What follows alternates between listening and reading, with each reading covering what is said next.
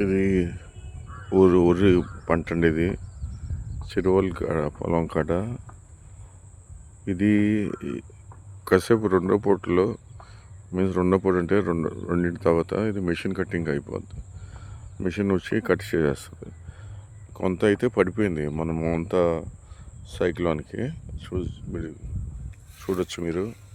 So ఈ machine cutting చాలామంది ఎందుకు యూజ్ చేస్తున్నారంటే అదే కోత కోయించాలంటే చాలా పని వాళ్ళు చాలా డబ్బులు అడుగుతారు. వాళ్ళు ఇష్టం వచ్చింది ఇవ్వాల్సిందే రైతు, లేకపోతే వాళ్ళు వెళ్ళిపోతారు.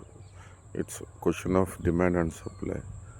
సో సపోజ్ నా అనుభవం ప్రకారం సపోజ్ పొలం 3 ఎకరాలు ఉందనుకోండి, వాళ్ళు ఏదో రేటు పెంచడానికి లేదు ఇది 3 ఎకరాల కంటే ఎక్కువ ఉంటుంది అని అలా చెప్పి ఏదో రైతు ఎక్కువ డబ్బులు ఇస్తారు, మేము నీకు ఇంకా 200-300 ఎక్స్ట్రా ఇస్తే ఎకరానికి మేము కోస్తామని అంటారు.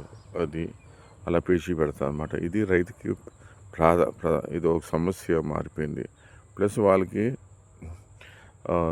మంచినీళ్ళు, ప్లస్ కొంతమంది అయితే కూల్ డ్రింక్స్.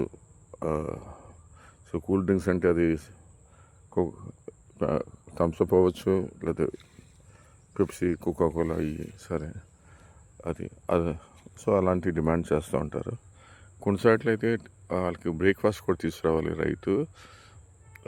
సో మిషన్ కటింగ్కి కోతకి నా అనుభవం ప్రకారం నేను వ్యవసాయం చేసే ప్రకారం అంత పెద్ద ఫైనాన్షియల్గా అంత పెద్ద తేడా రాదు. కానీ మిషన్ కటింగ్ ప్లస్ మిషన్ కటింగ్తో చేస్తే మనకి ఈ ఆవులకు కానీ గేదెలకు కానీ మేత కూడా ఉండదు మిషన్ కటింగ్తో. సో గడ్డి పోద్ది మిషన్ కటింగ్తో. కానీ అదే కోత కోయించామనుకోండి, కోత కోయిస్తే సరే దానికి కోత కోయించిన ఎంతైతే డబ్బులు అయినాయో అది ఇచ్చేయాలి.